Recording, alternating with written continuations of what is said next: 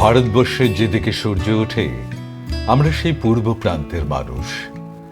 আমাদের রাজ্য অষ্টলক্ষীর এক লাবণ্য, পর্বতকন্যা ত্রিপুরা, সবুজে ঢাকা সুনিবিড় এক শান্ত জনপদ। আজ এক ঐতিহাসিক দিন। আজ মাননীয় মুখ্যমন্ত্রী আনুষ্ঠানিকভাবে রাজ্যকে পুরনো স্বাক্ষর রাজ্য হিসেবে ঘোষণা করছেন। সারা দেশের চোখে আলোয় উদ্ভাসিত হচ্ছে আমাদের রাজ্য। এই আলো আত্মবিশ্বাসের, সম্ভাবনার, আগামী দিনের। শিক্ষা এ এক জীবনব্যাপী সাধনা। তা মনে রেখে দূরদৃষ্টিবান মাননীয় প্রধানমন্ত্রী শ্রী নরেন্দ্র মোদী চালু করেছেন জাতীয় শিক্ষানীতি 2020। आज हम सभी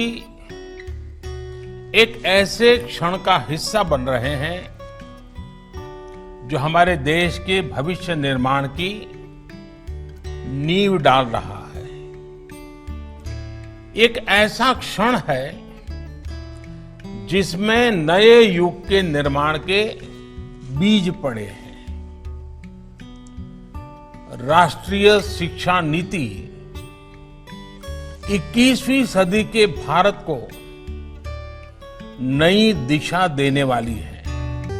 সেই নীতির গুরুত্বপূর্ণ অংশ উল্লাস, অর্থাৎ understand life long learning for all in society. 2027 সালের মধ্যে সর্বজনীন সাক্ষরতার লক্ষ্যে যাত্রা শুরু হয় 2022 সালে। ত্রিপুরা নতুন উদ্যমে দৃঢ় পদক্ষেপে সেই লক্ষ্য পূরণে নেমে পড়ে। মুখ্যমন্ত্রী প্রফেসর ডক্টর মানিক সাহার নেতৃত্বে শুরু হয় উল্লাস, নবভারত সাক্ষরতা কর্মসূচি।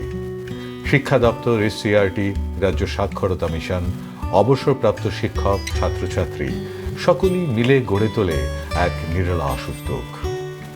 18 মে 2023 আগরতলায় প্রথম রাজ্য স্তরের সভার মাধ্যমে শুরু হয় উল্লাসের প্রাতিষ্ঠানিক পথ চলা। গঠিত হয় কমিটি, তৈরি হয় বাংলা, ইংরেজি ও ককবুড়ো পাঠ্য সামগ্রী।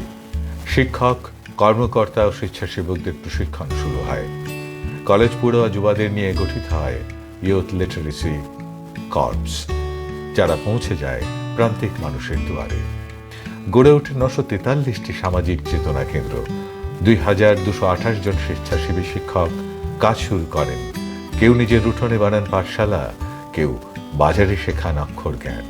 তবে এই পথ সহজ ছিল না। রাজ্যে 1961 সালে সাক্ষরতার হার ছিল মাত্র 20.24%।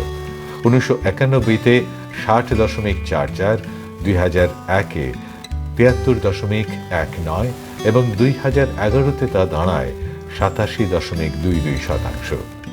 2018 সালের আগের প্রকল্পগুলো কেবলমাত্র নাম সইয়ের মধ্যে সীমাবদ্ধ ছিল।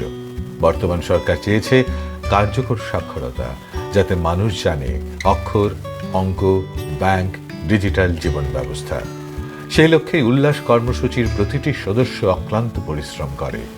2023-24 PLFS অনুযায়ী রাজ্যের সাক্ষরতা বেড়ে দাঁড়ায় 93.7% এবং উল্লাসের সাম্প্রতিক সাফল্যে তা হয় 95.6%। একটি স্বপ্ন যদি সঠিকভাবে রূপায়িত হয় তবে তা ইতিহাস করে। ত্রিপুরার সেই ইতিহাস আজ লেখা হলো অক্ষরের আলোয়।